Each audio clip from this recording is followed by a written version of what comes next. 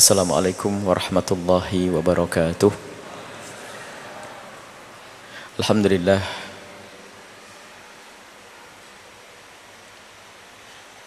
Al-Wahid, Al-Ahad, Al-Qahhar, Alimul Ghaibi Wasyahadah.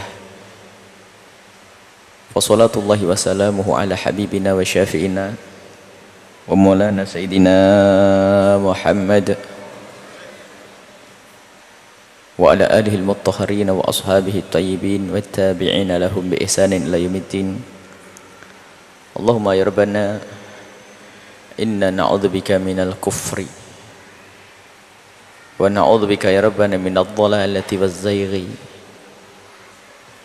wa na'udzubika ya rabbana minal bid'ati. Nas'aluka ya rabbana hubbal khairi wajannibna ya rabbana bainana wa baina khatayana kama jannabta bainal masyriqi wal maghribi. A'inna ala dzikrika wa syukrika wa husni ibadatika wa a'inna ya rabbana ala tarki ma'siyatika wahsyurna yaumal qiyamati ma'a zumrati habibika sayyidina Muhammad wa tahta liwa'ihi urzuqna ya rabbana taubata qabla al-maut wa syahadata 'inda al-maut wal jannata ba'dal maut. Amma ba'du. Yang kami cintai, yang kami muliakan, para orang tua kami, saudara-saudari, adik-adik, para pemirsa, para pendengar dimanapun anda berada, alhamdulillah, alhamdulillah, alhamdulillah, puji syukur kepada Allah. Allah masih memilih kita untuk menjadi hamba-hamba yang berkeinginan, kemudian dimudahkan oleh Allah untuk menghadiri majlis mulia ini, dan semoga seperti Allah memudahkan kita berkumpul di sini, Allah memudahkan kita kelak untuk bisa berkumpul di surga bersama Nabi Muhammad sallallahu alaihi wasallam. Dan hendaknya hal semacam itu terus harus kita lintaskan dalam niat-niat kita, harapan-harapan kita untuk bisa bersanding dengan Rasulullah sallallahu alaihi wasallam. Baik, kita akan melanjutkan pembacaan kitab hikamnya Ibn Athaillah As-Sakandari, tapi sebelumnya seperti biasa kami akan hadirkan satu hadis Nabi sallallahu alaihi wasallam bil barakah dari Mukhtasar Ibn Abi Jamrah, ringkasan Sahih Bukhari. Kita sudah sampai kepada hadis yang ke-162. Wa an Aisyah zaujin Nabi sallallahu alaihi wasallam, diriwayatkan dari Sayyidah Aisyah radhiyallahu taala anha, annaha sami'at Rasulullah, sesungguhnya beliau telah mendengar Rasulullah yaqulu, bersabda, beliau mendengar Rasulullah bersabda, innal malaikata, sesungguhnya ada malaikat, beberapa malaikat, tanzilu, turun, fil anani, di anan. Anan itu was-sahabu, ada mendung atau mega. Sebagian mengatakan adalah langit bertapsap, ada langit terbawah, ada mengatakan mendung. Yang jelas apakah itu langit mendung, yang jelas malaikat itu turun ke tempat tersebut. Malaikat makhluk bisa menempati tempat, kalau Allah tidak bisa dikatakan turun ke langit. Allah tidak butuh tempat karena Allah menciptakan tempat, tapi malaikat Allah mempunyai tempat dan bisa bertempat turun ke mendung-mendung. Kemudian setelah itu fadhkurul amra, kemudian malaikat itu memberikan kabar, menyebutkan tentang segala sesuatu yang telah didengar dari malaikat yang di atasnya. Jadi ada malaikat yang memberikan informasi dari Lauhul Mahfuz. Jadi dari Lauhul Mahfuz itu sudah ada fi ilmillah, di dalam ilmu Allah ada di Lauhul Mahfuz ini. Kemudian ada malaikat yang diberi oleh Allah izin untuk bisa mengetahui, kemudian diberi informasi kepada malaikat. Dan di saat malaikat ini memberikan informasi kepada malaikat yang lainnya berkenaan tentang, kalau bahasa kita ini, kalau kita sederhanakan, kayak atasan turun memberikan tugas. Kalau mandornya tukang atau bos, ini besok gini. Jadi setiap saat ada seperti itu. Malaikat turun memberikan kabar, hari ini ada kejadian begini, akan begini. Engkau harus begini. Jadi semua tugas malaikat ini dibincang oleh malaikat. fatas tariku asyayatinu, nanti ada setan yang tastariku sam'a, itu mencuri pendengaran, maksudnya pengen tahu, ngerti bahasanya di sini ada perbincangan malaikat, ada gerombolan syaitan ingin mencoba tahu. Kemudian fatas mau, kemudian mendengar, tapi lihat pendengarannya syaitan, bukan pendengarannya para wali, para ulama yang mendapatkan ilham kebaikan, tapi pendengarannya pendengaran syaitan. Lihat, biarpun pendengarannya tidak jelas, dia akan mengaku tahu. Sudah begitu membisikkan, fatuhihi ilal kuhan, kemudian membisikkan kepada kuhan, para dukun-dukun. Ya, dukun interaksinya dengan setan. Fayakdzibuna ma'aha, kemudian dukun itu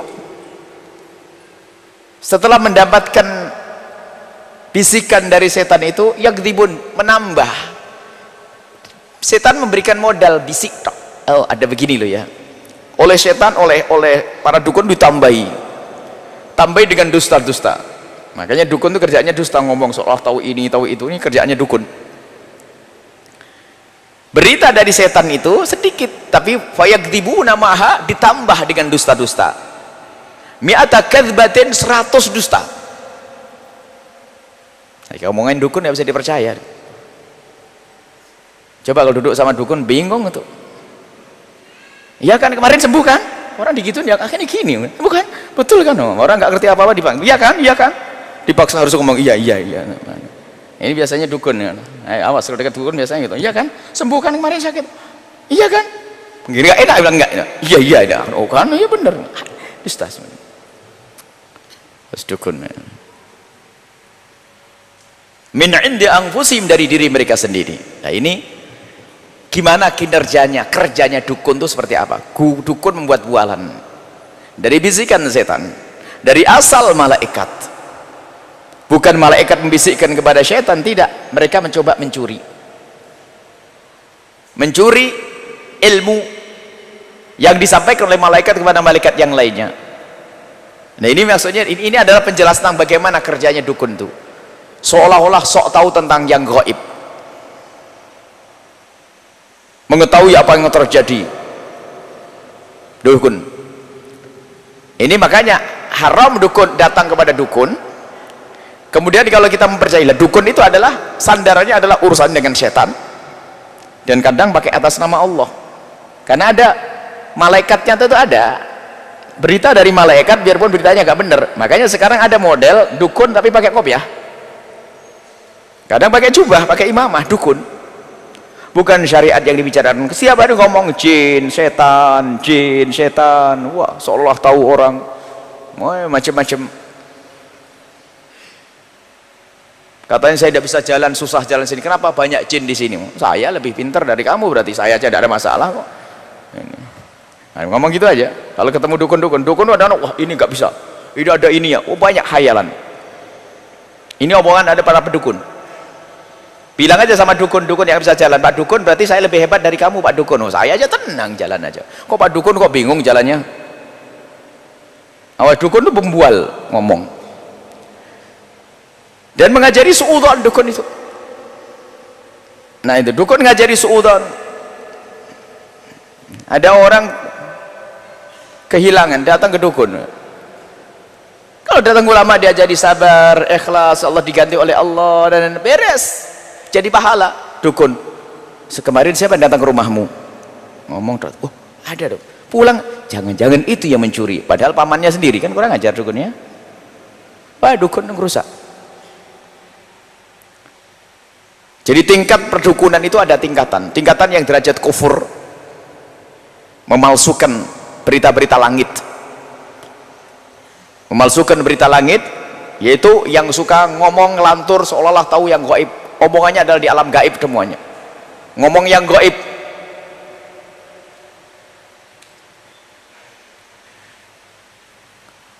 Kemudian martabat berikutnya adalah ramalan-ramalan itu kerjaan. Hukumnya haram, mempercayai adalah bisa sampai bab syirik.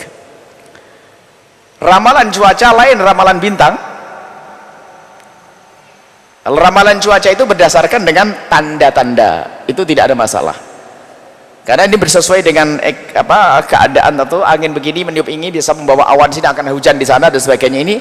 Ini tidak ada hubungannya dengan ilmu perdukunan ini. Kalau ramalan, masa anaknya Pak Haji kok ngerti kalau bintangnya Leo gara-gara kelahiran 7 Agustus ini. Setiap buta koran Leo, asmaramu pusing, ekonomi sempit, dibaca itu. Sakit ini anaknya ustadz ini. Ustadznya sakit ini. Sampai tahu ustadznya bintangnya di datanya, bintangnya bilang Leo. Agustus Leo. Innalillah. Ini perdukunan dipakai ini bagaimana? Ya ustadzah. Ustadz ini ilmu perdukunan itu. Ilmu bintang yang ramalan itu macam-macam itu, ekonomi, asmara, terus apa lagi? Oh ada 4 atau 5 itu ya? Hah? Yang hafal itu siapa itu? Angkat tangan. Ini aneh-aneh itu. Masya Allah. Nah, ini ada begitu. Tapi kalau ramalan cuaca beda ya, sama-sama ramalan ya. Ini kan ramalan cuaca. Kalau cuaca itu berdasarkan berdasarkan dengan alam itu. Alam. Kita bisa ngira-ngira juga, biasanya kalau bulan Desember ada bulan Januari musim hujan, itu sudah ini kayak begitu. Cuman itu lebih dekat lagi dengan tanda-tanda yang selama ini diketahui oleh ahlinya. Baik, kemudian termasuk diantaranya adalah ilmu hikmah. Kalau itu tidak dipandu dengan syariat bisa masuk bab ilmu perdukunan.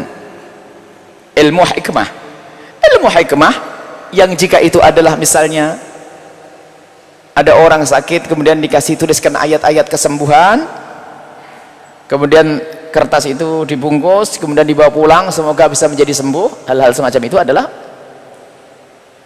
ada contohnya pada zaman Sayyidina Abdullah bin Umar. Tapi ingat, ini ayat harus dijaga, bukan ditelan ya. Ayat Al-Quran ditelan masuk perut najis, haram.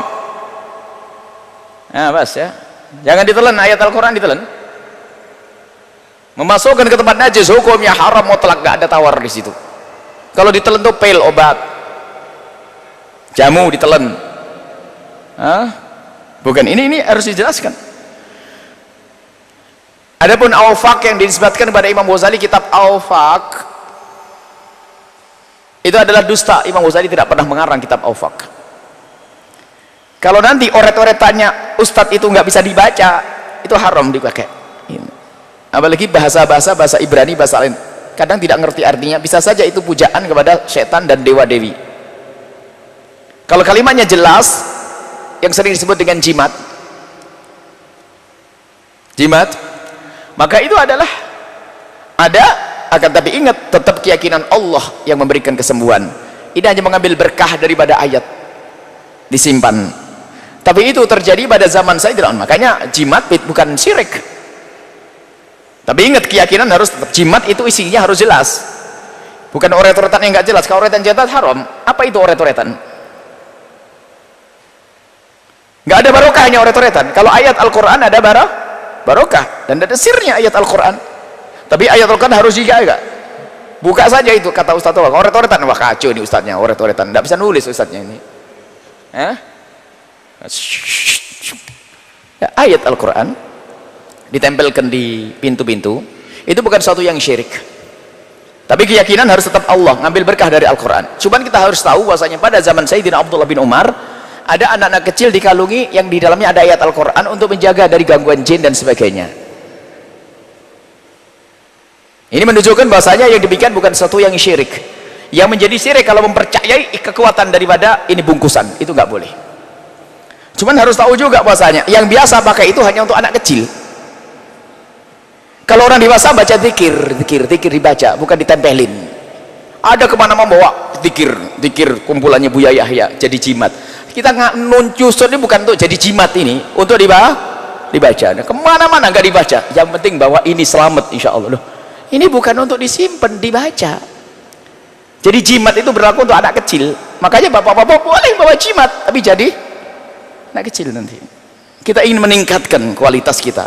Memang orang awam wajar, orang awam ada seorang kampung datang, saya punya toko bermasalah, kayaknya perasaan kurang tenang dan sebagainya, bagaimana agar tokonya laris, sehingga para ulama ngasih. Kenapa? Ini orang awam baca Quran nggak bi?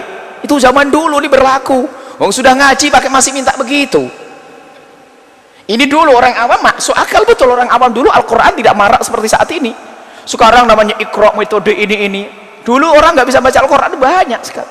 Sekarang alhamdulillah buta huruf Arab itu sudah hampir jarang sekarang. Dulu masya Allah banyak orang nggak bisa baca Al-Quran. Makanya para ulama beri, ya wajar ditempelin sana sini. Tapi kalau entum nih ustadz begini ya baca ini zikir setiap hari rutin dihafalin, itu baru sah ya. Cuman ingat, jangan serta-merta mengatakan urusan jimat adalah syirik. Syirik itu gak gampang. Kita kembali ke urusan perdukunan. Ini kerjaan setan seperti itu. Lah dukun itu adalah akan menambah. Biasanya menukil dari Al-Quran. Bisa membaca Al-Quran satu ayat, dipalsukan. Berbohong di balik itu semuanya. Termasuk urusan pernikahan. Kalau mau nikah itu adalah dengan istikharah, bukan dengan tebak-tebakan. Masih ingat tidak waktu sekolah dulu, kalau kan dulu kan pekerjaan menjawab pertanyaan kan ABCD ya. Kalau bingung tuh ngitung jadi 1, 2 jadi set. Ini orang malas belajar itu. Itu adalah bibit perdukunan, itu sudah ada itu. Akhirnya sampai nikah pun nanti hitung-hitungan.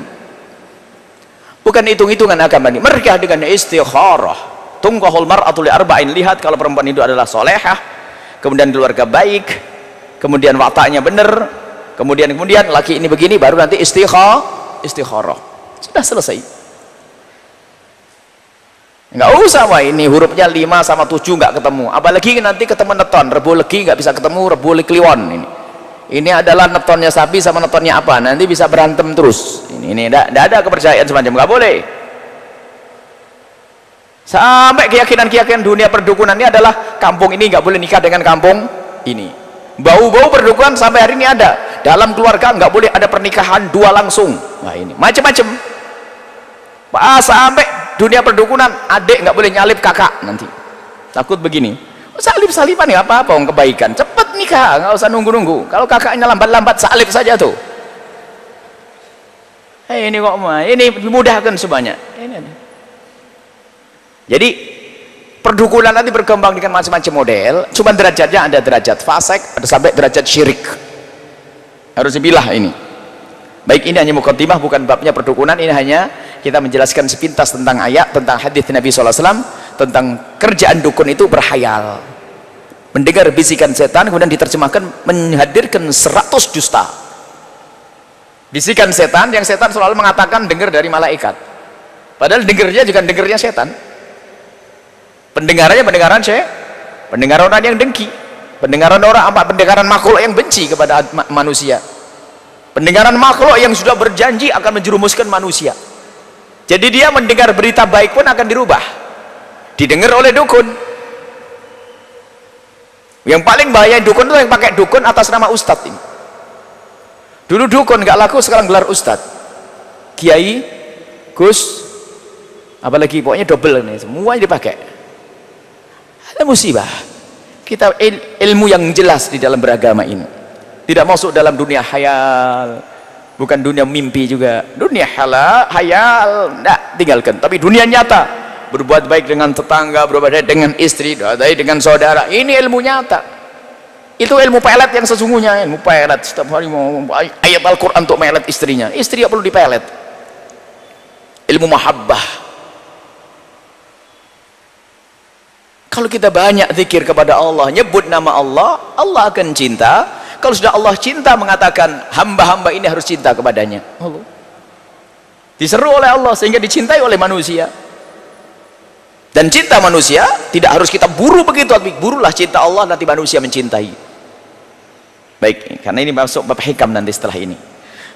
Cukup, jadi udah. Kalau mau berurusan dengan orang-orang yang selalu mengajar kepada kemuliaan, kebaikan, jangan datang ke tempatnya dukun yang sudah pakai label dukun atau dukun atas nama ustadz.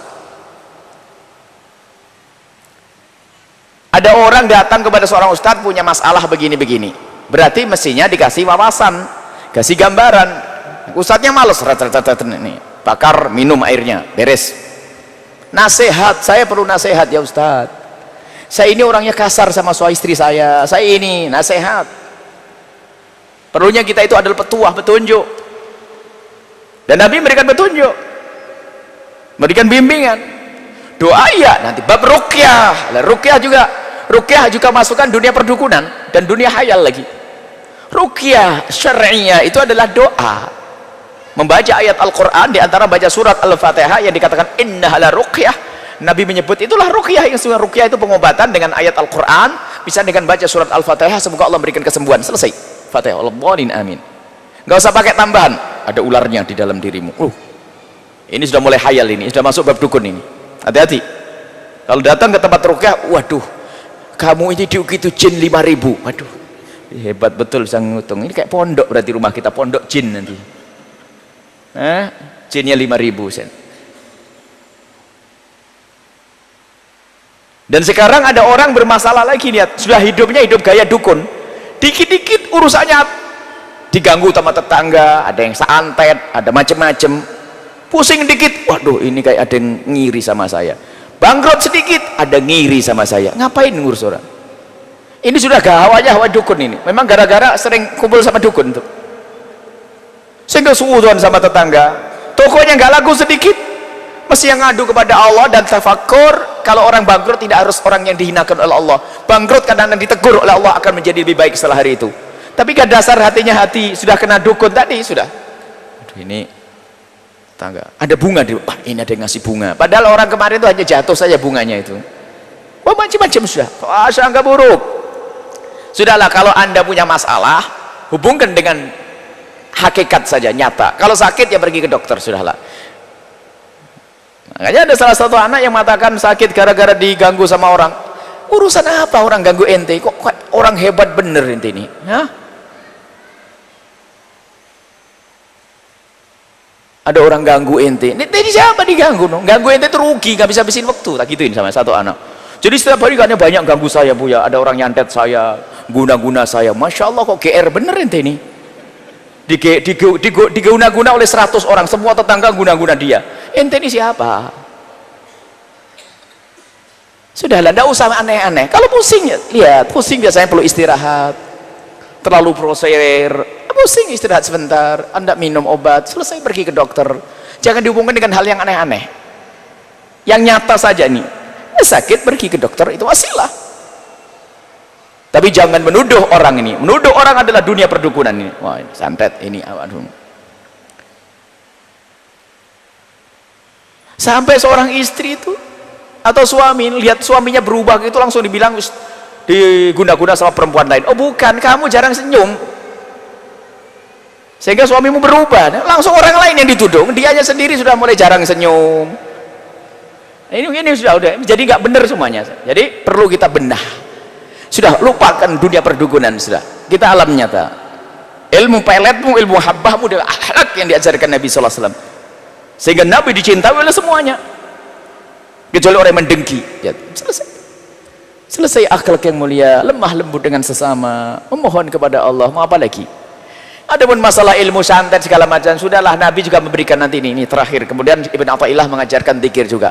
Jangan usah khawatir takut dengan dukun dan sebagainya. Dukun masih kalah dengan, dukun adalah makhluk Allah, dan Allah mencintai Nabi Muhammad. Nabi Muhammad mengajarkan zikir-zikir untuk menolak dukun. Lala Ustadz kok bingung sama dukun? Ustadz bingung sama dukun, takut sama dukun. Mau ini hanya takut apa? Di sini banyak dukun. Ustadz, lah Ustadz kok takut sama dukun? Baca zikir dong, setan dan sebagainya. Sihir memang bisa mengena Nabi kena sihir, tapi tidak akan mengganggu sedikit pun akal dan perilaku beliau, tidak. Hanya terasa, ini ada. Dan seorang ustadz pun mungkin ada saat ada satu, tapi lihat dengan zikir yang dibaca setiap hari, beres semuanya. Allah memberikan Allah menciptakan makhluk yang punya ilmu sihir, Allah pun juga punya makhluk yang punya penangkal. Nabi SAW mengajari kita penangkal-penangkal sihir. Maka untuk jauh dari dukun, kalau memang punya masalah jin, masalah santet segala macam, dalam dugaan misalnya kok memang betul-betul ada tanda-tanda yang aneh, unik, misalnya pokoknya unik, bukan kira-kira. Kalau unik, cukup kita baca zikir-zikir, nggak usah pergi ke dukun. Kalau datang ke ulama, ulama yang ngajari bener, baca zikir dan sebagainya. Qul huwallahu ahad, qul huwallahu falaq, qul a'udzu birabbin nas. Tambah ayat kursi menjelang tidur. Nabi melakukan itu semuanya dengan mengusapkan, dalam hadis Bukhari dan Fadail Quran, diusapkan di wajahnya, di wajah beliau, ke badan, selesai. Jangan mikir lagi urusan jin, urusan hantu, urusan. Pernah suatu ketika kita masuk perkampungan sihir, katanya perkampungan dukun. Oh, enggak. Saya tidak pernah punya urusan sama dukun, enggak takut sama dukun. Loh, dukun kok takut? Saya tidak ganggu. Loh, tapi kalau dia ganggu kita, saya takut malah. Pokoknya saya paling takut tuh kalau ya yang jelas-jelas begitu, yang kelihatan. Kalau nggak kelihatan, nggak usah. Kelihatan misalnya apa? Yang menggoda, masalah kemaksiatan, kita harus takut. Kalau dukun, Ustaz tidak usah takut. Santri nggak boleh takut. Maka di dalam dunia pesantren pun sudah hindarkan daripada bicara hal-hal kayak begini, ilmu dukun, ilmu. Tapi ingat, ilmu hikmah tidak semuanya salah. Ada ilmu hikmah yang benar, mengajari doa-doa dan sebagainya, zikir dan sebagainya, sehingga ada fadilah zikir dan sebagainya. Tidak hayal, tapi ada kebablasan. Sehingga seperti seorang alim fadil, Syekh Fadl Senori dari Setuban itu, dalam kitab Syarah Jawahir Tauhidnya, beliau menjelaskan tentang kesesatan-kesesatan ustadz yang memasuki, bukan omongan saya, ustadz yang memasuki dunia hikmah, kebablasan, terlalu asyik, sehingga lupa menasehati orang dan sebagainya. Hanya dikit-dikit hikmah sampai kebablasan, masuk hikmah yang diharamkan oleh Allah SWT, bukan hikmah yang sesungguhnya, tapi ilmu berdukunan. Sampai istilah di negeri kita, di kampung kita sudah menjadi salah. Dulu pertama kali kita masuk Cirebon itu, kalau orang pinter, Buya gimana kalau kita punya masalah datang orang pinter? Oh ya boleh dong datang orang pinter, masa datang orang bodoh? Rupanya orang pinter di sini istilahnya beda. Dukun maksudnya orang pinter nih. Wah, ini orang pinter, orang pinter. Ada orang datang kepada kami, Buya tolong terawang saya. Enggak bisa terawang saya, enggak. Pulang saja, enggak pakai terawang-terawangannya. Tinggal cerita saja apa yang terjadi di rumahmu. Sudah nanti. Saya enggak bisa ngehayal-hayal. Enggak usah, oh kamu di sini rumah, enggak, ente cerita nanti saya kasih solusi, gitu loh. Saya bukan dukun suruh karena oh di rumahmu begini ya. Enggak, saya enggak tahu. Nah. Kalau datang ke saya mau cari solusi, ceritakan. Saya punya anak begini, saya ini, buat nanti baru saya solusi. Enggak usah terawang-terawangan, enggak, saya enggak bisa terawang. Saya bukan dukun, saya selesai ya. Baik ya, sudah perdukunan, panjang dukun, karena memang kita sering hidup dengan dunia dukun ini. Ini nyata kepada Allah, dekat kepada Allah SWT, zikir kepada Allah SWT, beres semuanya insya Allah, punya ilmu. Baik, sekarang kita kepada hikmahnya Ibn Athaillah Sakandari. Qala al-musannif rahimahullah ta'ala, nafa'ana Allah bihi wa bi'ulumihi wa bi'ulumikum fi darin amin ila anqal. Qaumun, kita hikmah yang ke-249. Qaumun tasbiku anwaruhum adhkaruhum wa qaumun tasbiku anwaruhum adhkaruhum anwaruhum. Jadi ada dua kelompok manusia. Memang di sana ada kelompok yang ketiga, tidak zikir, tidak ada nur. Ada orang, sebuah ini kita masuk kelompok ini, dua ini. Yang pertama adalah qaumun, sekelompok kaum, tasbiku anwaruhum adhkarahum. Jadi nurnya itu telah melampaui daripada zikirnya, mendahului. Ini adalah orang yang oleh Allah Subhanahu wa ta'ala telah dipilih untuk menjadi orang yang tiba-tiba sejuk hatinya, kenal Allah, jauh dari maksiat. Ini nur. Nur jangan dianggap cahaya begini, bukan. Nur adalah segala kebaikan itu disebut sebagai nur. Allah menjadikan seseorang itu baik padahal dia belum punya zikir, juga tidak punya banyak amalan, tapi tiba-tiba dipilih oleh Allah. Dan ada orang semacam ini dipilih oleh Allah, disyaratkan dalam Al-Quran, Allah yajtabi ilai ma yasha. Dia tidak pakai usaha, tiba-tiba dipilih oleh Allah menjadi kekasih Allah. Semoga kita digolongkan ini. Allah yajtabi ilai ma yasha, Allah ambil orang ini, dipilih oleh Allah. Dia tidak punya zikir sebelumnya, cuman begitu Allah menghendaki, Allah memilih orang tersebut, sehingga orang ini punya nur di dalam hatinya, kenal Allah, kenal kebaikan, punya kasih sayang, susah bermaksiat dan sebagainya. Baru setelah ada nur di dalam hatinya, baru setelah itu akan tumbuh apa nur yang ada di dalam hatinya ini, memancar di seluruh anggota tubuhnya, sehingga setelah itu mereka menjadi orang yang berzikir, memohon kepada Allah, melakukan sholat dan ibadah-ibadah tapi didahului oleh kesejukan di dalam hatinya. Ini model manusia. Tapi tidak semua orang bisa mendapatkan yang demikian ini. Tapi ada lagi orang yang untuk mencapai tingkat kemuliaan tersebut, untuk mendapatkan nur, kesejukan hati, iman yang kuat, rasa takut bermaksiat, cinta ketaatan, punya kasih sayang kepada sesama, ingin berbakti ke orang tua, mencintai istri dengan tulus, suami dan saudara. Kebaikan-kebaikan ini kadang diperoleh dengan melakukan azkar dulu, beribadah, berusaha kayak begini. Kita berusaha, baru Allah beri cahaya. Ini dua model manusia. Ini sebetulnya Ibn Athaillah As-Sakandari ingin mengingatkan, suruh ingat kamu di bagian yang mana. Apakah kamu sekarang sudah menjadi orang yang sangat tenang, imanmu kepada Allah sangat kuat, kemudian kamu menjadi ahli ibadah, atau belum? Kalau belum, maka sekarang kamu mulai dengan berbanyak zikir, taat, berbuat baik untuk mendapatkan nur. Sehingga ada hamba Allah yang merasakan ibadah itu dari awalnya sudah nikmat sekali, bangun malam enak dan sebagainya, nikmat dulu. Tapi tidak semua orang semacam ini. Barangkali kita ini adalah yang kedua, tidak apa-apa, bagian yang kedua selamat. Tapi Pak, mau ngaji susah, berat ini. Menyisihkan jadwal ini berat ini. Mau bangun malam, Masya Allah. Mau sedekah itu hitung-hitung, bola balik dompet, bola balik, biarpun akhirnya keluar dia. Ini, tapi dia terus zikir, baca-baca. Nah, ini. Wa yahdi ilaihi may yunib. Yunib, dia berusaha untuk kembali kepada Allah. Ini salah satu cara. Jadi cara orang mendapatkan kemuliaan ini ada yang langsung diambil oleh Allah. Lah kalau kita nunggu ini, ya kalau dapat. Kalau enggak, ini loh cara yang kedua. Namanya as-salikun. Salikun, salik, menuju kepada Allah dengan mendekatkan diri kepada Allah, memperbanyak ibadah ini. Sampai pada akhirnya nanti kita menemukan ketentraman batin, ketenangan. Kalau ada di antara yang hadir di sini masih belum tentram, tinggal di masjid, ngaji, tidak apa-apa, teruskan. Ini perjuangan, jihad, sampai nanti Allah memberikan ketenangan. Ini. Jadi ada model manusia semacam ini. Ini Imam Ibn Athaillah menyebutkan dua orang ini. Yang jadi problem adalah dia tidak hatinya kenal Allah, kemudian beribadah, dan juga tidak memperbanyak ibadah untuk kenal Allah. Jadi kita itu modalnya iman dulu. Ini kelas yang kedua ini. Kita modal iman, ada Allah yang menciptakan neraka, surga, ada hukuman, ada nikmat dari Allah Subhanahu wa taala, dan Allah punya undang-undang dan sebagainya. Jadi bisa dipahami oleh semua orang yang berakal, termasuk Abu Jahal yang sangat benci dengan Nabi, mempercayai loh ya, kalau itu wahyu dari Allah. Orang barat pun bisa mempercayai. Ini adalah orang kafir melihat Al-Quran itu unik, luar biasa, tidak bisa ditiru, sampai mengatakan ini tidak mungkin dari ciptaan manusia. Mereka yakin ini dari bukan ciptaan manusia, dan mereka percaya adanya Tuhan, cuman tidak bisa nerima Nabi Muhammad SAW karena kebencian kedengkian. Ini makanya modal iman ini harus tidak cukup kita biarkan begitu saja. Modal iman, lalu setelah itu berusaha. Waladina jahadu fina lanahdiyannahum subulana.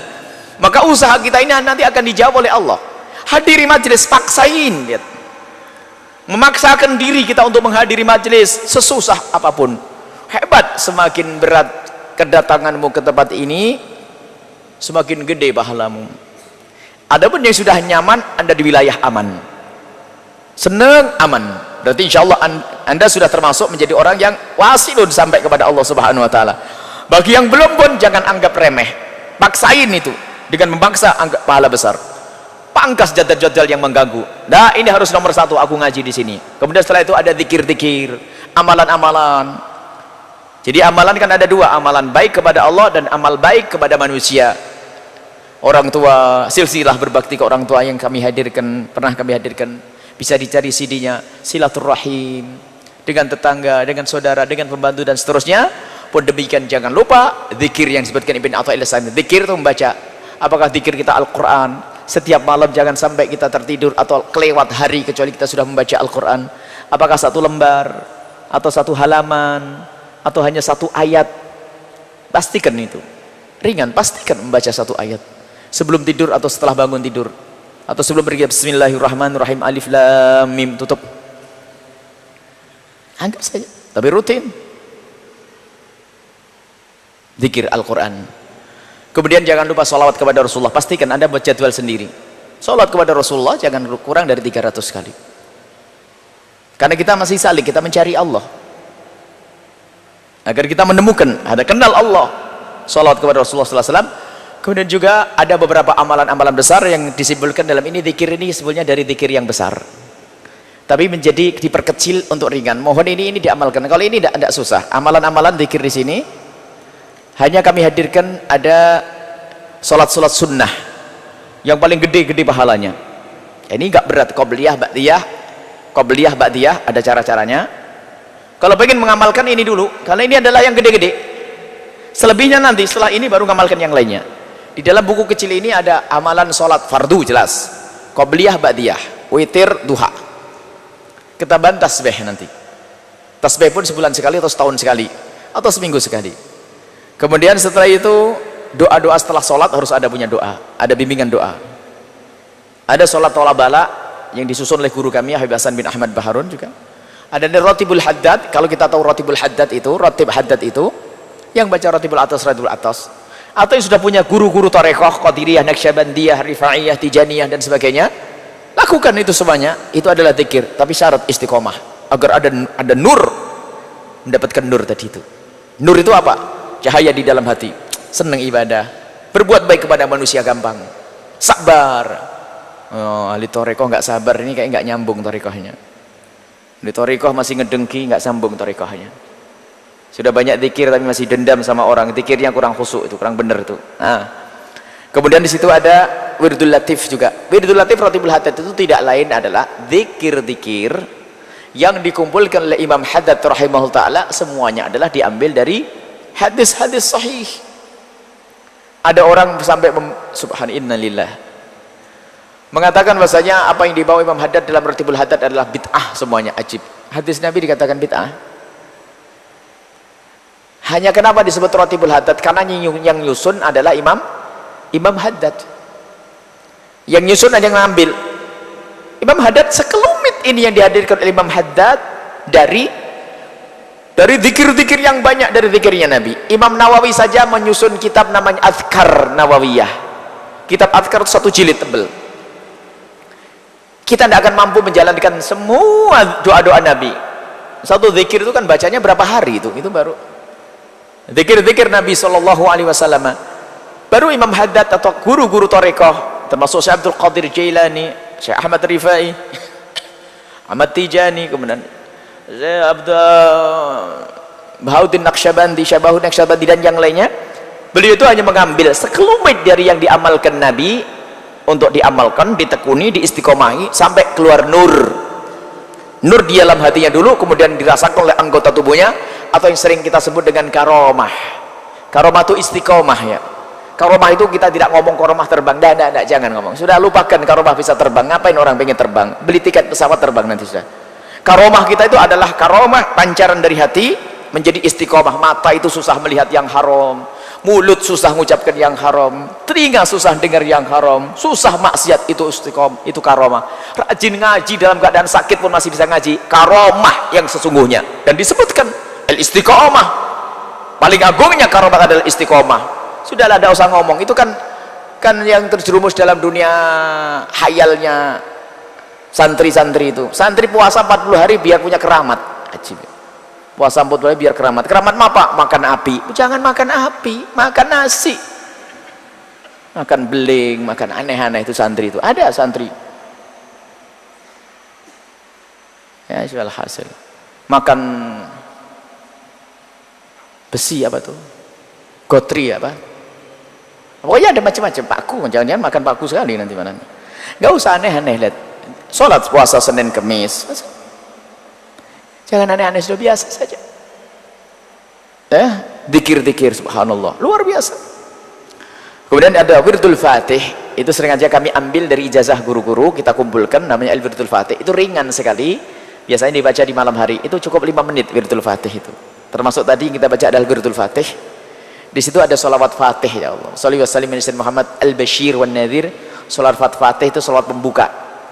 Ada sholawat fatih, al-fatih lima uhliq al-khatil lima sabok, itu adalah masya Allah sholawat besar itu. Kemudian sholawat Fatih ini untuk mengiringi permulaan kita dalam membuka usaha, membuka dakwah. Ya, Allahumma sholli wa sallim ala sayyidina Muhammad al-Bashir. Al-Bashir yang memberikan kabar gembira. Wan nadhir, mengingatkan akan neraka. Itu Nabi Muhammad gelarnya al-Bashir wan nadhir. Maka mengambil gelar Nabi Muhammad Bashir wan nadhir, semoga Allah menjadikan kita juru dakwah. Penerusnya Nabi dengan apapun, dengan harta, dengan pikiran, sebab dakwah tugas semuanya. Alladzi tanfatuhu bihi abwabul khairi, dengan Nabi Muhammad itu akan terbuka pintu kebaikan. Maka Fatih pembuka, yang membuka toko, buka ini semuanya, buka kehidupan. Tankhaliqu bihi abwabus syarr, dan akan tertutup dengan Nabi Muhammad segala pintu kejahatan. Wala ahli adhar dan seterusnya. Kemudian setelah itu doa kunut nazilah. Doa kunut nazilah itu kalau kita dengar musibah terjadi, kita disunatkan membaca kunut di rukuk yang terakhir dalam sholat kita, khususnya sholat fardu kita. Kemudian di situ ada tahlil yang tidak lain adalah doa untuk orang yang telah meninggal dunia. Kemudian surat waqiah dan doa. Ini adalah amalan-amalan ringan. Sudahlah, ini kalau sudah punya amalan yang lain nggak ada masalah. Bagi yang belum punya amalan, ini tidak membebani sama sekali. Tolong ambil. Kalau memang nggak tahu dijual atau dijual ya katanya. Saya pengennya bagi-bagi, cuman bukan milik saya, makanya miliknya tim sana. Saya pengennya bagi-bagi. Jadi kalau tidak dihafalin, kalau pinjam nanti dihafalin, kembalikan lagi boleh kok. Jadi pinjam dihafalin, nanti saya hafal, balikan lagi boleh nanti. Intinya kita punya hafalan yang rutin, istiqomah. Sediakan macam-macam. Ini nggak makan waktu, tidak makan waktu. Selebihnya Anda kerja yang serius, baru nanti biasakan langkah-langkah Anda adalah dengan zikir yang Anda hafal, misalnya sambil sholawatan. Jualan di toko, orang cerdas. Daripada bengong komentari, oh mobilnya kok bagus, loh ini mobil terbaru ya, ini mobil merek. Ada komentarnya aneh-aneh. Orang komentarnya aneh-aneh. Oh toko ini kemarin belum ada, sekarang sudah ada. Oh itu yang bangun jin kali. Macam-macam omongannya aneh-aneh. Cobalah kita positif sekarang, cerdas, sholawat, baca sholat kepada Rasulullah SAW. Pergi ke kantor, ke toko, sholawat kepada Nabi SAW. Indah.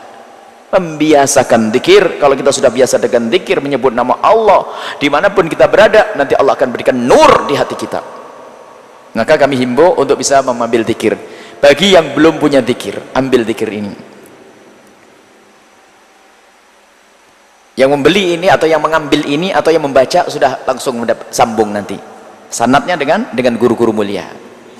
Baik, kalau mungkin kalau ada yang pengen diijazahi, nanti langsung saja kami ijazahkan. Bagi yang menyaksikan atau mendengar suara ini atau yang hadir di sini, kami ijazahi untuk membaca zikir yang ada di sini. Dijawab, kami terima ijazahnya. Insyaallah nanti nyambung dengan guru-guru kami. Bukan kami beri ijazah sesungguhnya. Sebab untuk diberi ijazah saja saya kurang pantas. Sebab ini tanpa ijazah pun boleh dibaca. Hanya biar ada sanad lah. Dari saya, dari guru, selesai baca. Kalau baca zikir jangan yang mabuk semalam itu setahun nggak baca lagi. Ada terlalu gede. Zikirnya panjang, mabuk semalam sampai jam 3 malam belum beres-beres, akhirnya nggak tahujudan, nggak sholat subuh gara-gara baca zikir panjang-panjang. Ya, jangan, biasa, jangan. Yang sederhana, yang ringan-ringan. Dan ini segala ada di sini, kebutuhan dunia dan di akhirat. Termasuk dalam Wiritul Fatih adalah a'udzu kalimati tammati min syarri ma khalaq, untuk menjauhkan kita dari gangguan-gangguan apapun, gangguan sesuatu yang membahayakan. Apakah racun, apakah kalajengking atau ular atau gangguan dukun, dan baik beres semuanya. Tapi dengan penuh keyakinan dan ringan, nggak berat. Mohon diamalkan. Khususnya tadi Ratibul Haddad. Ratibul Haddad agak panjang, tapi kalau bisa Ratibul Haddad dibaca habis maghrib kalau bisa, atau habis isya, atau kapan saja semampunya. Wirdul Latif kalau tidak satu, kalau tidak Ratibul Haddad, Wirdul Latif. Kalau bisa dua-duanya. Wirdul Fatih kalau bisa di malam hari, kalau tidak kapan saja. Kalau tidak Ratibul Haddad, tidak Wirdul Latif, paling tidak Wirdul Fatih yang paling ringan kelas pemula. Cuman 5 menit, tadi kita bacakan 5 menit tadi. Itu yang ringan-ringan dulu, baru nanti membuat peningkatan begitu. Insya Allah dengan istiqomah akan ada pengaruhnya di dalam diri kita untuk membentuk perilaku kita, sekaligus untuk mengambil nur agar hati kita penuh dengan nur iman, nur takwa, kecintaan kepada Allah dan Rasulnya, cinta kepada kebaikan, benci kemaksiatan. Itu nur dalam hati. Mohon diamalkan di semuanya. Baik, itulah hikmah yang dihantarkan oleh Ibn Atha'il As-Sakandari. Ada sebagian orang yang tiba-tiba di dalam hatinya sudah ada nurnya, kemudian menjadikan dia bisa berzikir dengan sekujur tubuhnya. Yang kedua adalah orang yang memulai dengan zikir sampai Allah berikan nur ke dalam dirinya. Dua-duanya adalah model manusia yang diangkat oleh Allah Subhanahu wa taala. Jika Anda bukan orang yang tiba-tiba diangkat oleh Allah, maka agar diangkat berbanyaklah ibadah berzikir sehingga engkau dipilih oleh Allah Subhanahu wa taala. Namanya itu adalah maqam, ada maqam ijtiba. Ada maqam ijtiba, ada maqam inabah. Kalau ijtiba dipilih oleh Allah. Langsung dia nggak usaha kerja di pasar setiap hari, tiba-tiba diberi oleh Allah hidayah, langsung menjadi orang kekasih Allah, menjadi rajin ngaji, rajin ibadah dan seterusnya. Ada makom inabah, dengan berusaha semoga kita masuk ini sampai kita dipilih oleh Allah menjadi kekasih Allah Subhanahu wa taala. Semoga kita adalah, kalau tidak menjadi ahli ijtiba, semoga Allah menjadikan kita adalah ahli inabah. Wallahu a'lam bissawab. Sungguh kami haturkan kepada guru kita semua, Buya Yahya, atas kajian hikmah yang telah beliau sampaikan. Semoga bermanfaat dan bisa kita amalkan dalam kehidupan sehari-hari. Amin ya Allah ya Rabbal alamin. Baik para hadirin semuanya, untuk selanjutnya kita masuki bagian tanya jawab bagi para jamaah yang ingin bertanya. Kami persilakan dan juga kami berikan kesempatan juga kepada pendengar, pemirsa dimanapun Anda berada. Silakan kirimkan langsung pertanyaan Anda melalui Facebook kami di www.facebook.com/buyayahya.albaijah. Kesempatan pertama kami berikan kepada jamaah bapak-bapak dan setelah itu jamaah ibu-ibu dengan masing-masing satu orang satu pertanyaan.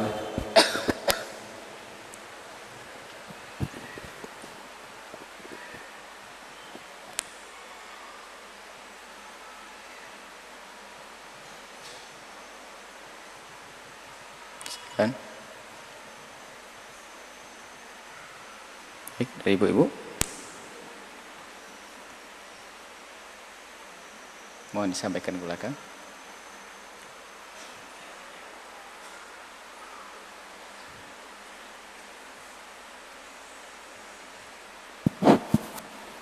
Assalamualaikum warahmatullahi wabarakatuh. Assalamualaikum warahmatullahi wabarakatuh. Begini Buya, saya mau menanyakan, di dalam zikir itu kan nggak ada artinya. Nggak ada apa? Nggak ada artinya. Sedangkan nggak mengerti bahasa Arab. Nggak ada artinya? Iya. Ah, baik. Iya. Jadi hukumnya gimana membaca zikir tidak mengerti artinya? Bismillah.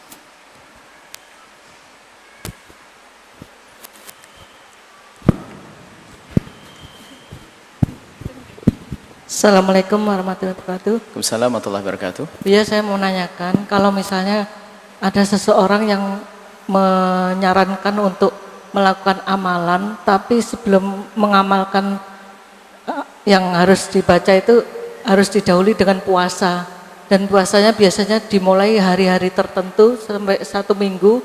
Setelah itu pada saat buka puasa itu tidak boleh makan makanan yang bernyawa, Bu ya. Apakah tidak boleh makan atau tidak yang boleh bernyawa gitu? Apakah hal yang demikian itu bisa dipercayai atau ada sumbernya memang dari Rasul? Terima kasih. Wassalamualaikum warahmatullahi wabarakatuh. Bismillahirrahmanirrahim. Yang pertama adalah masalah zikir. Karena zikir itu diambil dari lisan Rasulullah SAW dan dari Al-Quran. Maka biarpun tidak faham artinya, akan mendapatkan faedahnya. Terus faedah memahami makna untuk menambahkan kekhusyuan. Kita membaca Al-Quran, termasuk di dalamnya adalah Al-Quran yang di dalamnya adalah ada zikir. Biarpun tidak faham, kita mendapatkan pahala, dan ada sirnya, ada maknanya. Allah akan memberikan zikir. Dan memahami makna itu untuk membantu agar kita semakin khusyuk kepada Allah Subhanahu wa taala. Jadi tidak harus Anda tahu maknanya dalam zikir, tapi dalam zikir dan berdoa hendaknya perlahan demi perlahan untuk bisa memahami maknanya. Dan tidak kita bebankan langsung memahami makna. Nanti kalau memahami makna enggak jadi zikir nanti, gara-gara tidak paham maknanya. Dan alhamdulillah kemurahan dari Allah dan Rasulnya mengajarkan kita berzikir. Baik Al-Quran termasuk zikir-zikir itu, baik dibaca dalam keadaan faham atau tidak faham, ada pahalanya dan ada faedahnya untuk kita.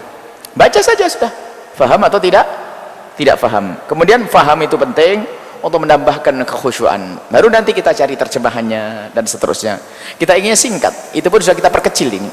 Kita perkecil, singkat. Kemudian kalau ingin tahu maknanya, sudah ada terjemahannya juga, nanti bisa ambil terjemahannya untuk semakin mantap. Tapi di saat Anda belum memahami terjemahannya, jangan sampai Anda tidak membacanya. Baca dulu, baru terjemahannya, memahami perlahan demi perlahan. Zikir dulu.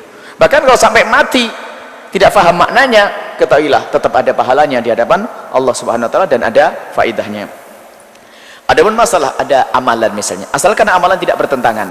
Misalnya amalan untuk membaca ayat-ayat Al-Qur'an atau salawat atau doa-doa yang jelas maknanya, itu boleh diamalkan karena kita dianjurkan untuk berdoa model apa saja. Bahkan kita boleh mengarang doa asalkan maknanya benar. Tidak ada larangan. Allah menyuruh kita berdoa sesuai dengan keinginan kita. Tidak harus membaca doa-doa di dalam Al-Quran atau doa-doa dari hadis, tapi sebaik-baik doa adalah yang pernah dibaca oleh Rasulullah dan yang diambil dari Al-Quran. Tapi kita bisa berdoa, ya Allah berikan kepadaku umur panjang, boleh. Kalau doanya adalah maknanya benar, maka boleh dibaca. Adapun cara mengamalkan itu kok didahului dengan puasa dan sebagainya, oh tidak ada masalah. Sebab dianjurkan Nabi untuk agar mudah dikabul hajat kita itu, hendaknya kita melakukan amalan yang sering disebut dengan tawasul dengan amal soleh. Apakah itu sedekah? Tapi ini sebetulnya disesuaikan dengan karakter orang masing-masing. Boleh dengan sedekah, boleh dengan berpuasa, boleh dengan melakukan sholat 2 rakaat atau berapa rakaat sholat sunat mutlak. Puasanya puasa mutlak di sini. Puasa boleh, nggak ada masalah. Cuman sebaiknya disesuaikan dengan karakter masing-masing.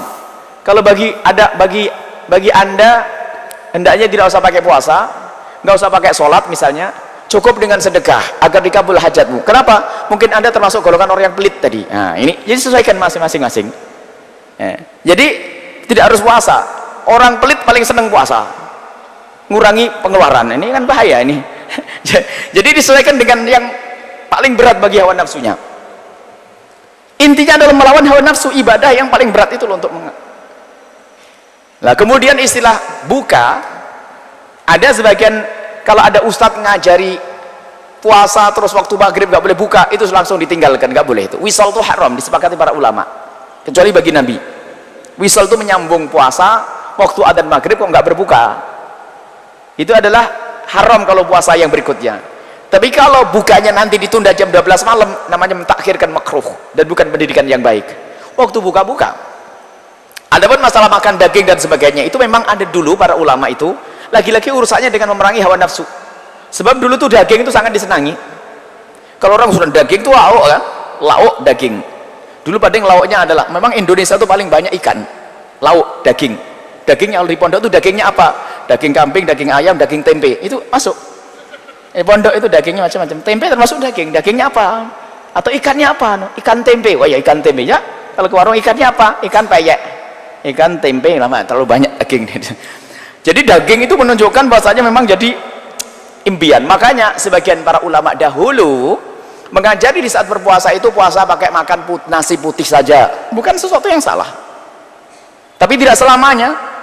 Sesaat kita harus makan enak. Kata Imam Ali bin Abi Thalib, aku minum air dingin. Ditegur, ya Imam Ali kau minum air dingin. Kau makan enak maksudnya gitu. Minum enak. Iya. Li astakhrija sukra min samimi qalbi. Karena aku dengan makan enak itu ingin mengeluarkan syukur dari hatiku. 40 tahun makan nasi putih dok, nggak pakai yang lainnya, ya sayang dong. Disesuaikan. Zaman dulu ya urusan daging, zaman sekarang nggak usah urusan daging. Makan daging yang enak, pokoknya jangan belian biar nggak kena kolesterol darah tinggi. Enggak. Makan daging yang wajar, makan yang enak, nggak usah pakai yang aneh-aneh, nggak usah pakai nasi putih ini, dirubah saja. Dirubahnya nggak usah macam-macam. Sudahlah, saya ingin puasa pas-pasan makan enak, cukup untuk makan hawa nafsu. Ibu-ibu berjanji untuk tidak nonton sinetron, sudah beres itu. Wah hebat, sudah selesai. Bapak-bapak juga zamannya itu berubah. Lo puasanya hebat, setiap hari nggak makan daging, sinetronnya jalan, nunggu bukanya nonton sinetron. Problemnya sebetulnya ulama dulu itu tidak bertentangan dengan syariat yang demikian itu ya, asalkan waktu buka harus berbuka. Adapun tidak makan daging sebenarnya hanya untuk melawan hawa nafsu. Al khair kul khair fi mukhalafatil hawa. Jadi makan hawa nafsu ini adalah kehebatan. Jangan dituruti hawa nafsu. Urusan daging sudah sekarang dirubah, makan daging tapi tidak nonton apa tadi? Bisa enggak? Nggak bisa juga. Memang ada gatelan kalau nggak nonton sinetron. Korengan, sakit jantung, nggak ada. Lah kenapa nggak bisa? Hawa nafsu, kan gitu ya. Hawa nafsu, membahayakan juga enggak kalau nggak ada. Kalau saya tidak nonton sinetron, saya langsung masuk rumah sakit, nggak ada. Nah, nih, karena saat ini bahayanya luar biasa, sinetron-sinetron yang dihadirkan ngerusak akhlak anak-anak dan sebagainya. Jangan punya hobi yang kalau ngelihat televisi masalah kesehatan, berita-berita kesehatan, berita ini kurangilah paling tidak lah. Jangan jadi gaduh-gaduh lah. Waktu ngaji semua judul sinetron di semua channel televisi hafal. Bisa cerita sama anaknya yang lagi mondok tuh. Kacau, nak ceritanya bersambung. Nanti kalau mama datang ceritain lagi ya. Iya ma. Musibah ini ya. Jadi sederhana saja ya. Baik, jadi itu tidak apa-apa. Berpuasa boleh. Kemudian kalau ternyata tidak makan daging, hanya kecuali makan nasi putih saja, bukan tidak bertentangan dengan syariat yang demikian itu. Akan tapi itu hanya untuk mengekang hawa nafsu. Tapi syaratnya waktu berbuka adalah berbuka dan amalkan. Yang tidak boleh diikuti yang melanggar syariat. Tidak ada pelanggaran syariat di situ. Hanya tadi kami memberikan cara yang lebih lagi. Ternyata yang penting adalah mengekang hawa nafsu. Mengekang hawa nafsu. Apa yang menjadikan kita? Apa yang menjadikan kita masuk ke haraman? Apalagi jelas haram. Jelas haram itu perlu kita hindari. Wallahu a'lam bishawab. Baik Bu ya, terima kasih atas jawabannya. Semoga kepada jemaah yang bertanya cukup dengan jawabannya. Dan kita akan masuki bagi jawaban pertanyaan dari Facebook. Ada sahabat kita Fajar Maulana dari Universitas Gunadarma. Assalamualaikum warahmatullahi wabarakatuh. Gunadarma di mana? Universitas Gunadarma. Di mana? Tidak disebutkan Bu ya, itu ya. Cari. Assalamualaikum warahmatullahi wabarakatuh. Buya, Assalamualaikum warahmatullahi wabarakatuh. Saya mau tanya perihal tarian sufi, apakah dibenarkan dalam syariat Islam yang demikian? Lantas, sufi yang seperti apa yang tidak sesuai kaidah Islam?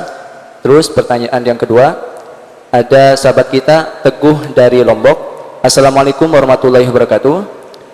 Saya mau bertanya bagaimana pendapat Buya bila saya bekerja jadi tour guide atau pendamping wisatawan. Kebetulan saya juga jurusan bahasa Inggris, tapi kata teman-teman yang sudah jadi guide, mereka bilang kalau sholatnya itu sering tidak tepat waktu. Terus bagaimana pendapat Buya yang demikian? Terima kasih Buya atas nanti jawabannya. Wassalamualaikum warahmatullahi wabarakatuh. Assalamualaikum warahmatullahi wabarakatuh. Pertama tentang tarian. Tari adalah bukan sesuatu yang terlarang asalkan tidak melanggar syariat. Pelanggaran syariat misalnya menarinya seorang wanita di depan kaum laki-laki dengan lenggak-lenggoknya atau membuka auratnya. Laki perempuan menari di depan kaum laki-laki. Kalau seorang wanita menari di depan kaum wanita dengan tarian-tarian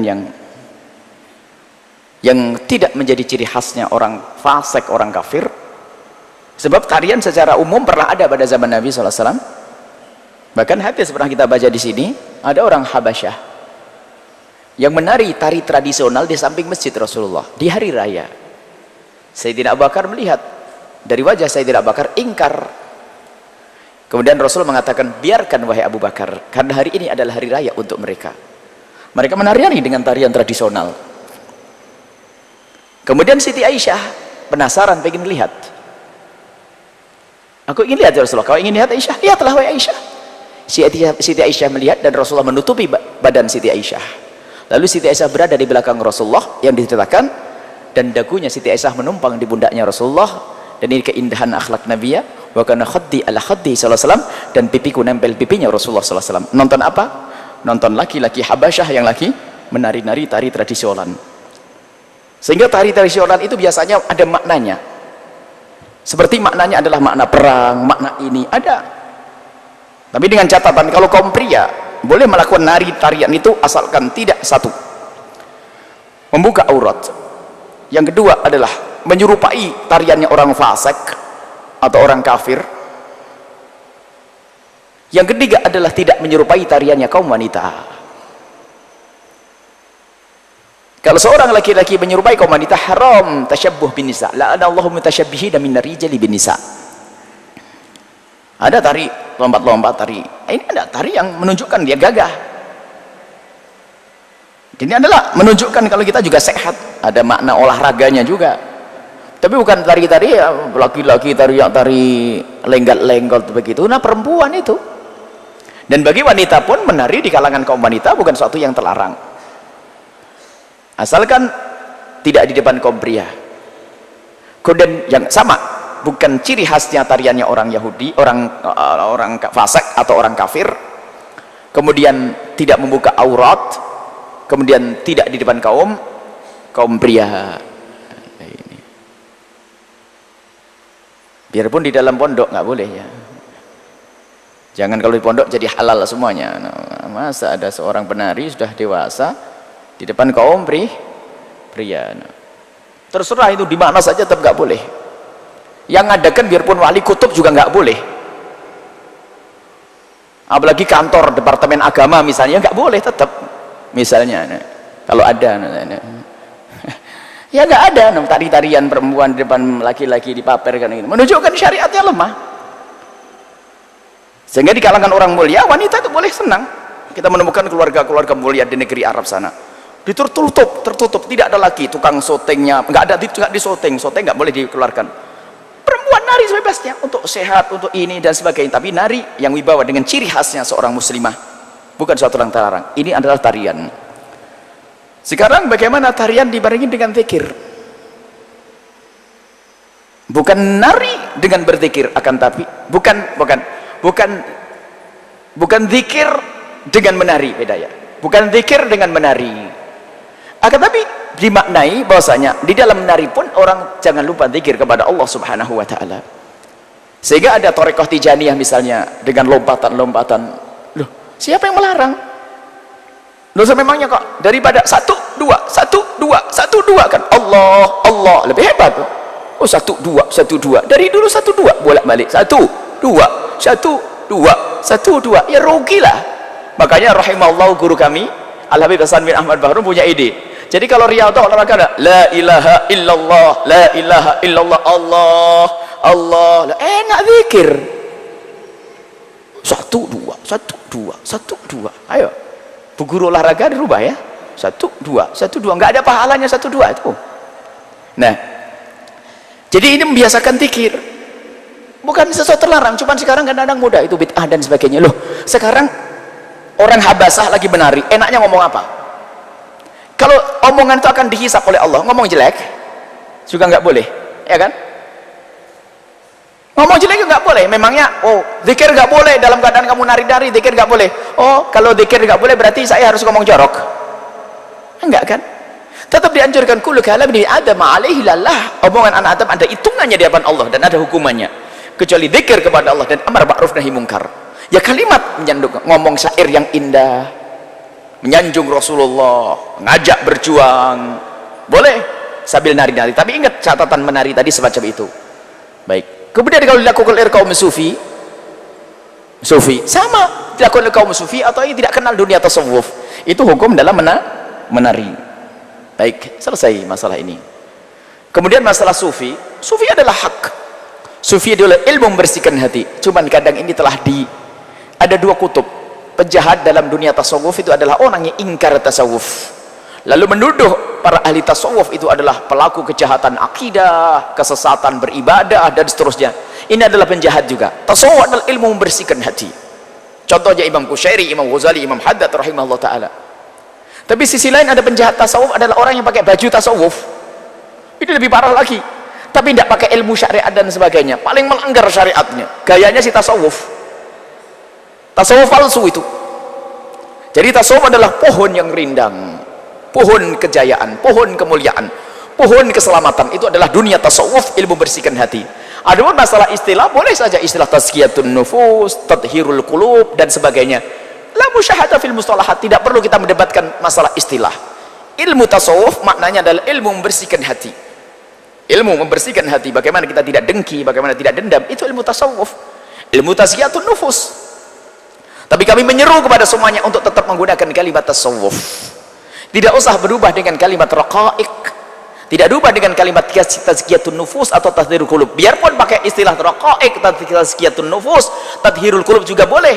Kenapa kita mempertahankan istilah tasawuf? Karena apa? Istilah ini sudah mengakar dari masa ke masa. Agar jangan sampai orang-orang penjahat tasawuf, penjahat yang menuduh tasawuf ini, di saat mereka selalu menghantam tasawuf, lalu kita tidak pernah menyebut istilah tasawuf, sehingga pada giliran generasi-generasi seterusnya, generasi kita setelah kita akhirnya membenci istilah tasawuf itu sendiri, sehingga di saat menemukan gurunya, mbahnya sufi lalu dibenci. Sufi, astagfirullahaladzim, sufi. Padahal coba, ini adalah tantangan buat mereka yang mencaci tasawuf. Hei anda yang membenci tasawuf, cari satu sanad ilmumu kepada Rasulullah tanpa melewati ahli tasawuf. Ayo, ilmumu coba cari semuanya ini, dan ini omongan direkam ini. Ilmu sanad ilmumu dari ilmu hadis atau ilmu apapun, ilmu fikih, cari sanad menyambung sampai kepada Imam Syafi'i kalau anda Syafi'i, Imam Malik anda Al-Maliki, Imam Ahmad kalau anda Hambali, Imam Abu Hanifah kalau anda sampai, dan seterusnya tanpa melewati seorang sufi. Ayo cari. Yang kedua masalah akidah Asy'ariyah dan Maturidiyah. Hei orang yang benci kepada akidah Asy'ariyah, kita ini Asy'ari, ahli sunnah wal jamaah Asy'ariyah.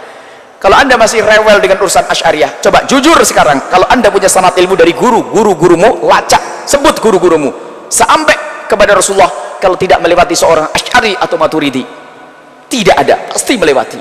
Lah kok ulama-ulama gede ahli tasawuf ini kok dipangkas? Ini kan penyakit nih. Dan yang paling membahayakan lagi ini loh, ahli tasawuf yang ngaco ini. Jadi ini benalu-benalu terpangkas itu. Dalam disiplin ilmu selalu aja penjahatnya. Dalam ilmu hadis itu kan ilmu menukil ilmunya Rasulullah hadis. Tapi ada penjahat ilmu hadis. Siapa mereka? Kadzdzab, pendusta dalam ilmu hadis. Membuat hadis-hadis palsu, kita pangkas ini mereka. Bahasan berat. Ada masalah istilah tasawuf, itu masalah istilah. Istilah saja. Istilah. Dan memang tidak pernah ada pada zaman Nabi SAW. Tidak pernah disebut kalimat tasawuf. Pada zaman Nabi SAW, akan istilah yang datang setelahnya itu seperti istilah ilmu nahwu, ilmu sorab, ilmu akidah. Nabi pernah tidak menyebut ilmu akidah, dan Nabi juga tidak pernah menyebut ilmu tauhid. Yang ada adalah ilmu iman. Tapi lihat orang yang membid'ahkan istilah tasawuf, dia juga pakai ilmu akidah. Mana Nabi menyebutkan ilmu akidah? Mana Nabi pernah menyebut ilmu fikih? Nggak pernah Nabi menyebut itu semuanya.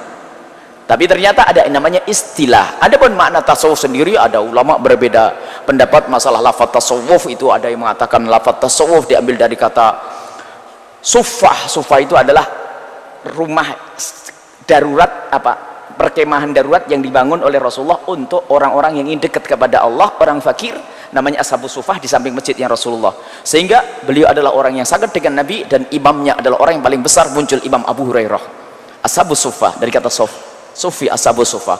Ada yang mengatakan tasawuf itu diambil dari kata sofi, sofa yasfu, sofi itu adalah bersih. Ahli tasawuf orang yang biasa membersihkan hatinya. Ada yang mengatakan tasawuf diambil dari kata suf itu adalah wal itu adalah kain kasar, karena ahli tasawuf adalah tidak senang dengan kemewahan baju dan sebagainya, cukup dengan sederhana kain kasar itu wal. Jadi maka menunjukkan ahli tasawuf adalah dengan kesederhanaannya. Ada yang mengatakan tasawuf diambil dari kata sof, yang pertama sof barisan sholat. Jadi ahli tasawuf itu orang yang gemar menduduki sof yang pertama. Ini yang kelima. Ada yang mengatakan ahli tasawuf diambil dari kata Yunani sopos, artinya hikmah, sebab ahli tasawuf itu adalah orang yang ahli dalam hikmah. Ini adalah dari 5 hal ini, 5 makna yang diambil oleh para ulama ini, semua mengena. Tujuannya adalah membersihkan hati, barisan pertama dan sebagainya. Intinya bahwa ilmu tasawuf adalah ilmu membersihkan hati. Baik, selesai. Ilmu tasawuf hak. Awas jika anda mendengar orang yang membenci tasawuf, itu adalah penjahat tasawuf. Biasanya ini sebetulnya kutub ekstrim. Kita tasawuf syar'i, makanya guru toreko harus ngerti tasawuf, ngerti syariat. Ini jadi masalah juga di dalam kalangan kita sendiri yang ahli tasawuf ini. Guru toreko nggak ngerti ilmu, nggak pernah ngaji, dulu rang-rang pakai motor, main sana main sini, gak ngaji, bapaknya mati langsung dikerubuti pakai sorban begitu. La ilaha illallah, guru toreko. Dari mana itu? Nggak ngerti syariat guru toreko. Lah ini penjahat tasawuf yang merugikan ini. Seorang sufi mursyid labut ayyakuna aliman wari'an faqihan, harus alim, wari', ahli wara', ngerti furu'i syariati, ngerti usulan syariat. Baik, intinya tasawuf adalah hak. Maka jangan sampai kita kebawa kepada orang yang anti tasawuf. Dikatakan tasawuf itu seperti afyun.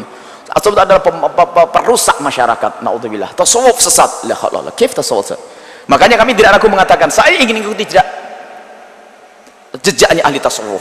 Maka kami tidak pernah merasa ragu mengatakan aku adalah seorang muslim dalam diskusi yang ahli sunnah wal jamaah, yang asy'ari, sufi, bermadhab. 5 ini harus. Anda harus berani ngomong saya adalah muslim, nggak cukup orang itu menganggap diri maka itu Islam. Islam ahli sunnah, sebab selain ini adalah sesat. Ahli sunnah, banyak ahli sunnah palsu ini yang punya radio ahli sunnah, TV ahli sunnah palsu, suka mencaci maki. Nggak, harus ahli sunnah wal jamaah, Asy'ariyah atau Maturidiyah. Setelah itu lihat, ada ngaku ikut Abu Hasan Asy'ari tapi dia jauh dari dunia tasawuf, harus ditambah. Yang keempat adalah sufi, saya sufi. Yang kelima adalah bermadhab. Apakah madhab? 4: Hanafi, Maliki, Syafi'i, Hambali. Ini adalah pembahasan masalah tasawuf. Kutub ekstrim, orang yang membenci tasawuf ini sebabnya ada kejahatan yang dilakukan oleh orang yang tidak punya ilmu pakai gelar tasawuf. Ini sebenarnya perang antara ekstrim kanan ekstrim kiri. Penjahat tasawufnya ada dua. Pembenci tasawuf ada orang yang ngaku tasawuf, nggak ngajarkan tahajudan, begadang sampai pagi, sholat subuhnya hilang. Tasawufnya gimana?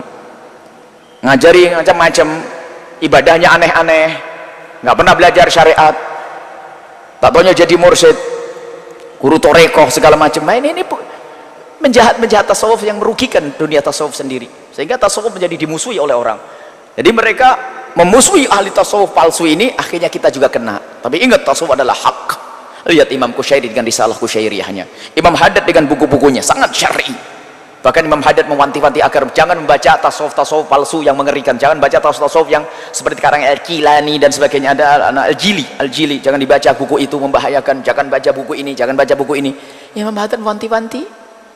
Baik, insyaallah. Dan Thariqah itu adalah tasawuf sufi. Baik, insyaallah. Semoga Allah menggolongkan kita sebagai ahli Islam yang sesungguhnya, ahli iman yang sesungguhnya, ahli sunnah, Asy'ariyah, Sufiyah, dan bermadhab. Wallahu a'lam bissawab. Kemudian masalah yang ketiga apa? Yang bekerja di gaib itu adalah orang memberikan petunjuk. Memberikan petunjuk adalah bukan sesuatu yang terlarang, asalkan memberikan petunjuk ke tempat yang baik. Tapi kalau memberi petunjuk ke tempat yang salah adalah salah. Minta tempat berzina, tempat buka aurat, tempat ini, maka menjadi haram. Biarpun orang kafir, kalau ada orang kafir, tolong tunjukkan saya ke tempat toko ini, saya antarkan, dapat pahala di hadapan Allah. Tapi kalau sudah tahu dia mau berzina, kita antarkan, masuk neraka bareng sama orang itu. Jadi gaib itu adalah sebetulnya dalal dalam bahasa Arab itu. Nabi butuh dalal. Nabi waktu mau hijrah ke Madinah dengan dalal. Dalal itu ada orang yang penunjuk jalan, dia dibayar dalal. Sama, gaib adalah dalal, memberikan petunjuk. Gaib umroh lah sama, cuman bedanya kalau negeri kita itu tempat buka aurat, bukan saja dia dosa, kitanya ikut buka aurat, melihatnya. Masya Allah. Sebaiknya kita bekerja di tempat yang benar-benar di situ adalah halal, jauh dari keharaman. Jadi menjadi gaib adalah tergantung gaib apa itu. Anda yang lebih tahu yang bertanya, atau Anda yang menyaksikan. Kalau untuk haram maka hukumnya adalah haram. Wallahu a'lam bishawab. Jangan lupa untuk bisa berpartisipasi, bergabung dengan dakwah kita, bergabung dengan dakwah. Tolong semuanya bisa menjadi pemain inti, aktif di dalam bergabung dengan majelis ini, aktif, tidak sebagai pendengar dan tidak sebagai hadirin saja. Aktif yang paling pertama dan utama dengan cara yang pertama, jangan lupa mendoakan. Doakan kami dan doakan majelis, doakan program pesantren, doakan ini doa yang paling mahal. Untuk partisipasi yang kedua adalah dengan ilmu apapun yang Anda miliki. Ayo bergabung, jangan sia-siakan ilmu itu. Apakah ilmu pendidikan umum, matematik, ilmu apapun, ada ilmu pesilat pun juga kita butuhkan, ilmu macam-macam. Yang penting ayo bergabung, sodorkan ke kami, nanti akan kami tampung itu semuanya, ilmu. Yang kedua adalah mungkin dengan harta. Jangan sampai tidak bersambung harta yang jumlah gede-gede, sampai terakhir tuh kami begitu rindunya kami mengikat. Kami tidak ingin perkenalan kita hanya sepintas saja, kami ingin perkenalan kita adalah dengan ikatan. Memang ikatan ilmu ada, tapi kita juga ada ikatan-ikatan yang lebih dahsyat lagi nanti, ikatan merasa memiliki dakwah ini. Sampai kami masalah mengikat ini kami informasikan agar bisa memberikan barang rongsok, biarpun itu kipas rusak atau baju rusak, tidak apa-apa. Yang penting ada di antara, yang penting Anda merasa bergabung, pernah membantu pondok, sehingga merasa memiliki, sehingga sampai kapanpun akan nyambung, gak akan putus, karena merasa memiliki, biarpun barang rongsok. Termasuk di antaranya adalah dengan bantuan-bantuan yang besar yang selama ini sudah diberikan. Tidak harus besar, yang penting adalah dengan ketulusan karena Allah Subhanahu Wa Taala. Intinya adalah bagaimana sambung dengan program dakwah kita ini. Kemudian yang keempat adalah dengan tenaga-tenaga Yang kelima adalah dengan pikiran-pikirannya. Ayo bergabung. Yang aktif. Lihat, semakin aktif, semakin dekat nanti dengan Allah dan Rasulnya. Allahu a'lam bishawab. Adapun masalah rongsok ini, ada nomor teleponnya. 083 085 320 329 720 Mas Doni. Baik, ini saja insya Allah bisa kami sampaikan. Mari kita tutup dengan doa. Bismillahirrahmanirrahim. Alhamdulillahirabbil alamin. Allahumma shalli ala sayyidina Muhammad wa ala ali sayyidina Muhammad. Allahumma arhamna wa la tu'adzibna wansurna wa la takhdhulna wa afina wa la tumritna wa akrimna wa la tuhinna wa athirna wa la tuthir alaina innaka ala kulli syai'in qadir. Allahumma ya Allah jauhkan kami dari ketersesatan, jauhkan kami dari terjerumus dalam keyakinan-keyakinan yang salah. Ya Allah, kuatkan iman kami, kuatkan keyakinan kami kepadamu ya Allah. Ya Allah, jauhkan kami dari gangguan-gangguan akidah ya Allah. Ya Allah, Engkau Maha tahu tentang keadaan kami dan anak keturunan kami. Jaga mereka semua ya Allah. Jaga mereka semua ya Allah. Dan kami mohon berikan kepada kami nur cahaya di hati kami ya Allah, agar kami semakin rindu beribadah, agar kami semakin takut melakukan kemaksiatan. Ya Allah, kami khawatir jika nur itu tidak ada di hati kami ya Allah. Kami sudah menghadiri majelis-majelis, kami sering ya Allah melakukan kebaikan, akan tapi kadang kami begitu mudah melakukan kemaksiatan ya Allah. Kami takut jika nur itu tidak ada di hati kami ya Allah. Kami mohon berikan cahaya iman di dalam hati kami, cahaya takwa di dalam hati kami, sehingga kami paling takut melakukan kemaksiatan ya Allah. Ya Allah, kemaksiatan yang itu ya Allah, Engkau Maha tahu tentang kesalahan-kesalahan kami ya Allah. Hentikan kami dari kemaksiatan itu ya Allah dengan kasih sayang-Mu ya Allah. Buka pintu halal untuk kami ya Allah, buka pintu halal untuk kami ya Allah, dan cukupkan kami dengan yang halal dari-Mu ya Allah, dan ampuni segala dosa kami yang lalu itu ya Allah, dan jauhkan kami dari dosa-dosa yang akan datang ya Allah. Jauhkan kami dari sebab-sebab kehinaan ya Allah, jauhkan kami dari sebab kehinaan ya Allah, jauhkan kami dari rizki yang haram. Maka kami mohon ya Allah, jika ada di antara kami yang hadir di sini, ada hamba-Mu yang masih bekerja di tempat yang haram, mempunyai rezeki yang haram ya Allah, sungguh saat ini mereka telah Engkau bawa ke tempat yang mulia ini, mereka bergabung menyaksikan acara mulia ini, atau hadir tempat yang mulia ini, mendengar acara mulia ini, maka siapapun dia ya Allah, sebesar apapun keharaman yang pernah mereka ambil, kami mohon berikan kesadaran dan buka pintu halal untuk mereka. Kami tidak rela jika ada satu hamba yang bergabung di acara ini lalu terjerumus dalam neraka-Mu karena keharaman yang mereka ambil ya Allah, dan ampuni dosa masa lalu mereka yang masih berurusan dengan riba ya Allah. Hentikan dengan kasih sayang-Mu, jauhkan dari riba, gantilah dengan yang halal ya Allah. Sungguh bagi-Mu sangat mudah ya Allah. Lapangkan rezeki mereka, lapangkan rezeki mereka ya Allah, lapangkan rezeki mereka dengan rezeki yang halal penuh berkah ya Allah. Anak-anak kami, keluarga kami, jaga mereka semua ya Allah, yang saat ini mereka kami pandang dengan hati kami, istri kami yang ada di rumah ya Allah, anak-anak kami semuanya jaga mereka, suami-suami ya Allah jaga mereka,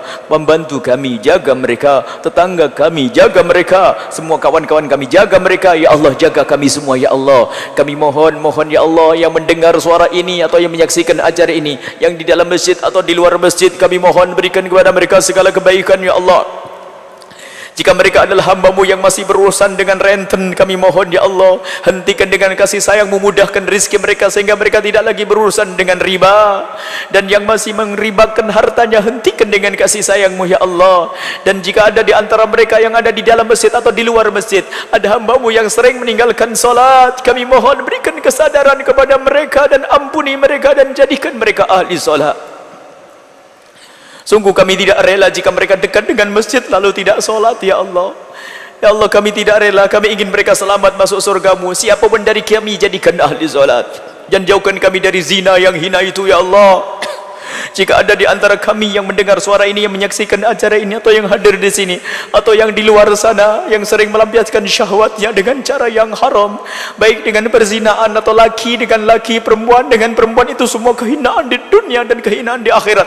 Kami mohon berikan kesadaran dan ampuni mereka, dan tutup aib mereka di dunia dan tutup aib mereka di akhirat ya Allah, sehingga di dunia tetap mulia dan di akhirat ya Allah Kau ampuni, tidak Kau siksa. Dan kami mohon ya Allah, buka pintu halal untuk kami dan mereka semua ya Allah. Yang sempit rezeki lapangkan dengan rezeki yang halal penuh berkah. Yang sakit sembuhkan ya Allah. Yang punya hutang mudahkan mereka dalam bayar hutang mereka ya Allah. Ampuni orang tua kami dan guru-guru kami semua ya Allah. Wujudkan keindahan dalam rumah tangga kami, suami istri yang saling mencintai mencintai karenamu ya Allah. Suami istri yang saling mencintai dan tambahkan kecintaan kami kepada pasangan kami, jangan kau kurangi sedikit pun ya Allah. Anak-anak kami, mudahkan kami mendidik anak-anak kami, mereka itu ya Allah. Jangan sampai kami sesat salah dalam mendidik anak-anak kami. Mudahkan kami untuk mengarahkan anak kami ke tempat-tempat mulia ya Allah. Dan kami mohon ya Allah, kami mohon yang belum menikah, beri kepada mereka, kirim kepada mereka pasangan orang-orang mulia yang kau muliakan, yang menjadi sebab mereka mulia di dunia dan di akhirat, dengan keturunan anak yang soleh solehah yang dibanggakan oleh kekasihmu Nabi Muhammad. Ya Allah, panjangkan umur kami dalam ketaatan serta sehat walafiat, dan berikan kepada kami semua husnul khatimah ya Allah. Husnul khatimah, mati dalam keadaan iman. Dan kami mohon ya Allah, jadikan ucapan kami di akhir hayat kami kelak, saat kau hendak mencabut nyawa kami ingin saat itu ya Allah hati dan lidah kami mampu mengucapkan kalimat agung dan mulia, la ilaha illallah Muhammadur Rasulullah, la ilaha illallah Muhammadur Rasulullah, la ilaha illallah Muhammadur Rasulullah sallallahu alaihi wasallam. Rabbana atina fid dunya hasanah wa fil akhirati hasanah wa qina adzaban nar. Wa sallallahu ala sayyidina Muhammadin wa ala alihi wa sahbihi wasallam. Alhamdulillahi rabbil alamin. Al-Fatihah.